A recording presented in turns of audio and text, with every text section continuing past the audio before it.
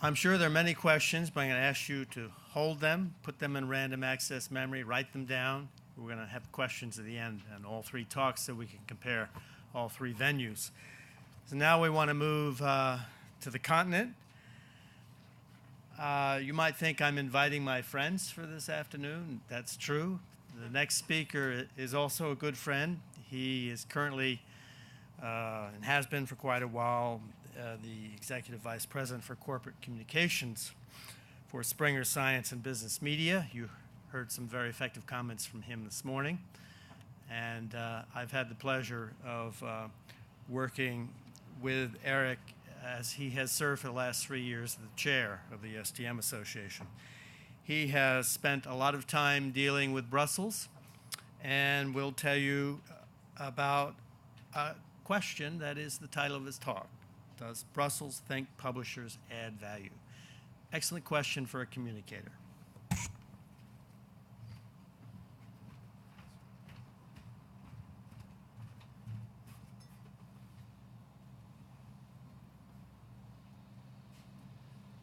Before I depress you with the answer to the question, let's do a little test. How many people in this room, this is also sort of senior citizens exercise at the end of the day. How many people in this room are citizens of European Union member states? Okay, leave your hands up. How many of you are British citizens? How many of you know who your MEP is? How many of those who know who your MEP is have ever written in a personal or business capacity to that person? All right, I'm just going to go home and top myself now. Okay, public access, what does it mean? Here we are. It's one of those terms, I mean, we're talking about open access here. People are referring to it now, starting to refer to it as public access. It just sounds better. And nobody can be against public access, really. If you think of footpaths here in the UK, you can't be against that kind of stuff or you're vilified. And basically the discussion is more now about being free, things being free. And what that means is also open to interpretation. But let's talk about the European Union a little bit more since we have a room full of experts. Who do you call if you have an issue with the European Union? Most people in this room would probably call Audrey. Some might call Michael, MEP from STM. You assume that your association is taking care of this relationship with these people. And if you live here in this country, which some who live on the other side of the water refer to as offshore Europe, it's even more of an issue for a variety of reasons. But who do you call if you're a publisher and you have an issue with Brussels? Do you call a commissioner or the commissioner's office? If so, which one? Digital agenda, research, the copyright commissioner, or the culture commissioner? Who do you phone? Probably you don't know, and to be honest, you don't need to know that level of detail. Do you call their services? These are the people, civil servants working underneath the commissioners, similar to government ministries. But they move every 4 years. So there's nobody that's been around as long as you probably have in publishing. They have to relearn everything every 4 or 5 years. Do you call your MEP? Well, yes, you should, but you need to know who that is. And you need to get in their face. Or national representatives. Well, that's easy. Most people in this room, we're not going to do more exercise, but would probably know who their MP is for the UK. But from MP, if you're unlucky and the MP is not part of the party forming the government, influence is going to be slightly less. Plus, then it has to filter through a ministry, and then up, and then to Brussels. So it's tricky. Further, even more tricky is the fact that the EU, similar to any national government, is not only a policymaker, but also a funder. So you have the people making the legislation and others that are dishing out money. And that's not always smooth. Plus, you have 28 member states. Some of you are saying, wait a minute, there are only 27, but since the 1st of July, Croatia has joined, so there are 28 now. And let me tell you, herding you all into this marquee, is a lot easier than getting them to agree on just about anything. I'm not going to give you a huge list of all the legislation that pertains, because then I really would lose you. Last year, there was a recommendation, and that's one form of legislation that the EU passes or agrees on, which means this is what we think you should do, but there's no pressure. There's no requirement. That would be a directive or a regulation. And yes, surprisingly, the recommendation is being interpreted in very different ways in different member states. So although my talk is supposed to be on the EU, I want to get away from this idea that the EU is somewhere over there in Brussels, these damn bureaucrats that are messing everything up. No, you're part of this EU. The people that raised their hand at the first question, you're part of this, and you have a voice, and it should be heard. And implementation is going to be different. And unfortunately, it's not always the country with the best idea where that idea gets implemented by everyone else. That's just not how it works. The main thing, as a research funder, you may have heard of Horizon 2020. I'm sick to death of hearing about Horizon 2020. Originally, it was $80 billion over 6 years to invest in research. Healthy chunk of money. The budget's not completely confirmed yet. I don't think it was going to be this week or next week. I don't know if anybody knows more than I do. I don't think it's been confirmed yet. And the highlighted area here, it aims to optimize the impact of publicly funded scientific research. And again, representing my company, we don't have a problem with that. The reasons the European Commission, in its wisdom, has decided to implement this is for economic growth primarily. They are convinced that opening up research, all of a sudden you'll have SMEs that blossom and use this and to move society forward, innovation, etc. And they might not be completely wrong, but I think they are much too optimistic. It's too simple. Even if we were to open up everything tomorrow, it's not really going to change that much that quickly.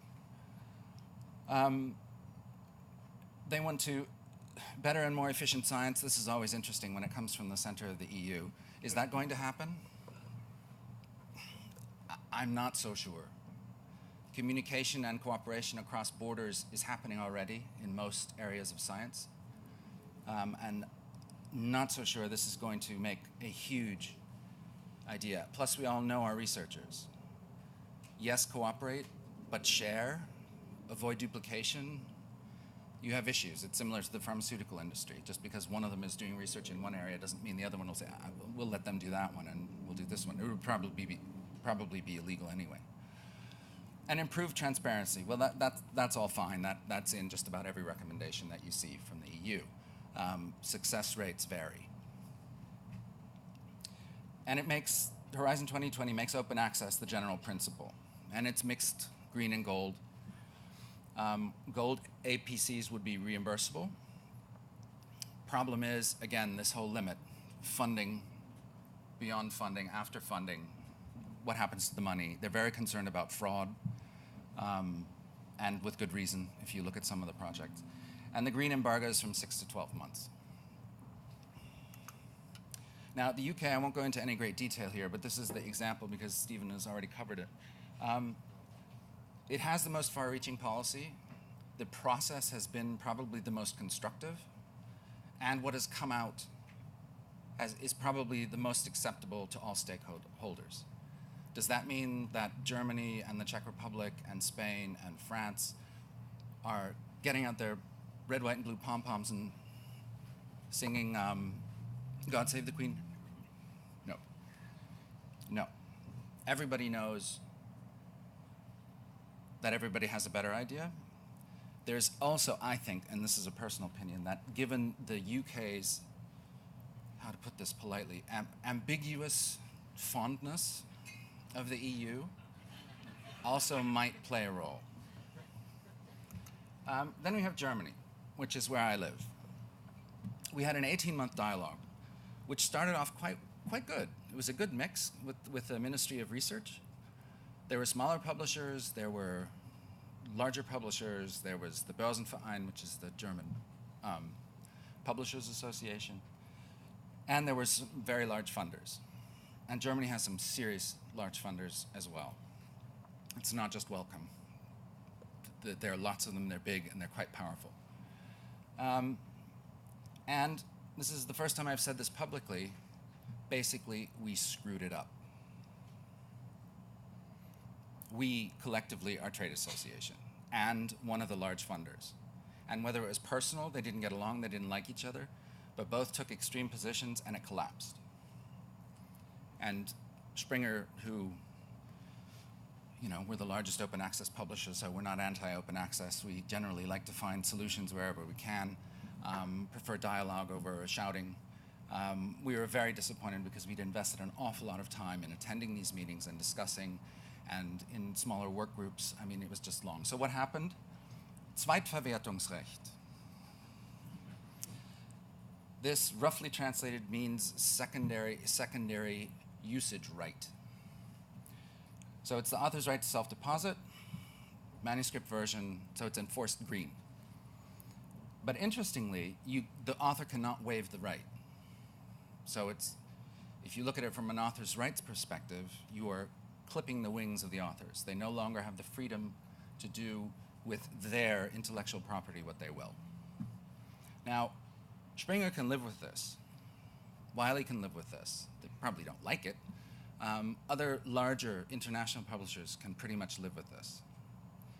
Smaller, especially social sciences, arts and humanities publishers in Germany, not so good. Not so good.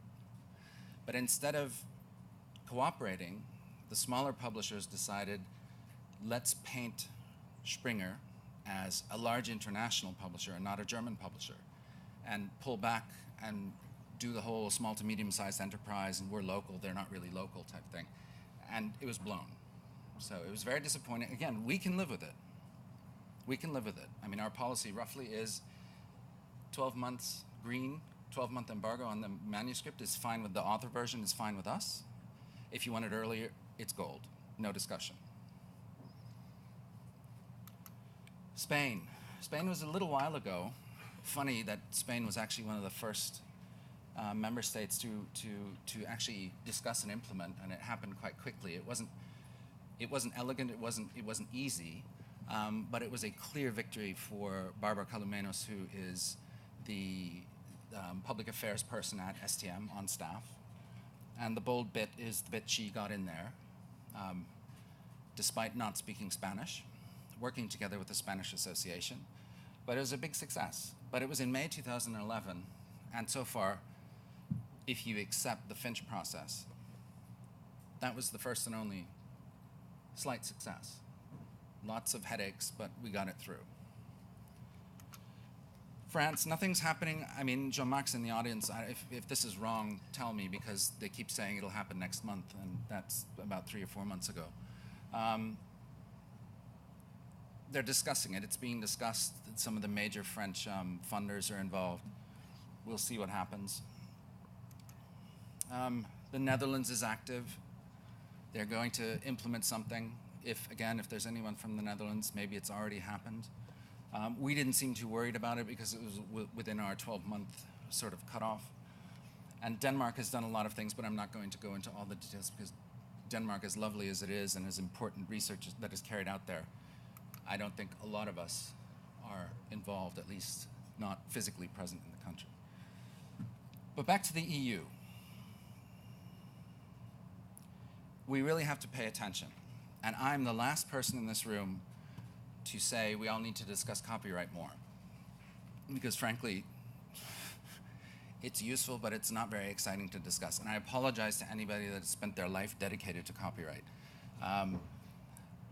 They're discussing possible reform of the copyright regulations in Europe. We're lucky in that the 2 or 3, depending on how you count, commissioners all jockeyed, it was very interesting, jockeying for position over who has sovereignty over copyright. And thank goodness they couldn't agree. And now, to be frank, it's probably a bit late for this commission to get anything constructively done. They'll start probably in the fall or beginning of next year to fiddle around and look. We have text and data mining, complicated working groups. Librarians walked out in a huff because they weren't going to get an automatic educational exception to, for use. And there's talk about disbanding one of the important working groups. It's not decided yet. There's some efforts going on. I can't really say whether it looks good or it looks bad. I'm tending to be, given the history of the debate so far, be a bit pessimistic. Now, yesterday somebody said that Google had, what was the number that was said, 9? It's 40. 40.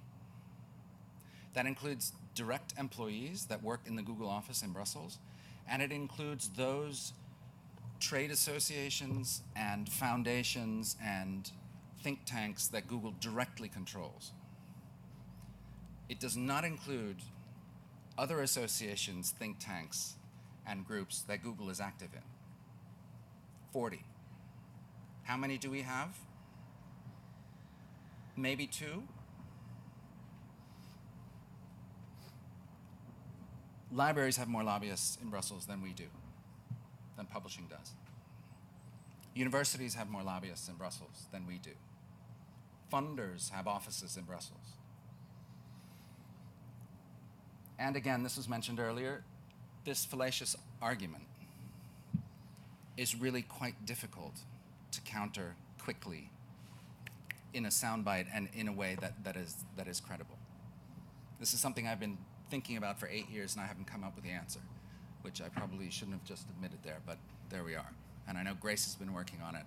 Michael's been working on it, Michael May. Audrey's been working on it. Everybody, basically, that's in this room that deals with governments or institution has been trying to figure it out. So if there's someone in this room who can come up with a pithy way of countering this, there is a case of very nice champagne, well, sparkling wine, sorry, from the village I grew up in. Again, sounds depressing. We don't need to jump off a cliff just yet. But again, going back to how I started, Brussels is not them. It's not them. It's all of us that have EU passports. And despite the huge obstacles, and despite all the efforts that we've made, we haven't done nearly enough. Nearly enough. Every small society should be sending letters, should be responding. I know everybody has enough to do, but we're just not stepping up to the plate. We're doing as much as we can finance right now. But I think ALPSP, like STM, is a volunteer organization, and there's only so much you can do. But writing a letter, making a phone call to people in Brussels as soon as you know who to talk to, it really is worth it, because quantity in this case does matter. So I'd encourage all of you, especially the societies, to do this. Whenever something comes up, whenever you hear from ALPSP or STM, we need you to write a letter, or we need your support for this. Do react, because it does affect you. It might take a while, but it will affect you. And there is something you can do. I think the next 12 months will be very interesting. I mean, we have a new election in the Parliament. So everybody please vote in the European elections, especially those of you where it's not connected to another election that you think is more important. School board, local council, whatever. This is important too. Go vote. Go vote. The other thing is the commission in its present form is up, I think it's the end of next year. There'll be a new commission appointed, which means that many of the things that will be in the mill will be delayed and have to sort of restart. Plus you have a new parliament. In the case of some countries, Germany, the UK, there will probably be a larger amount of anti-EU parties represented. Whether that's a good thing for us or not, I can't tell you. it pains me. I used to be super pro-European. I lived in Brussels for a very long time. I'm a bit skeptical now. But again, I think being heard and making sure that you get your points across, and they don't have to be formulated in a certain way. If there's a concern, get someone to write a letter. So there's more coming, and we won't like all of it. And your associations are doing as much as they can right now with the staffing and funding they have. But everybody needs to sort of step up to the plate. And it's just about writing a letter or coming to a meeting in Brussels if that's possible, or picking up the phone. So this has been more of a plea than educational. But I do hope you remember it, because it really is very important. So thank you very much.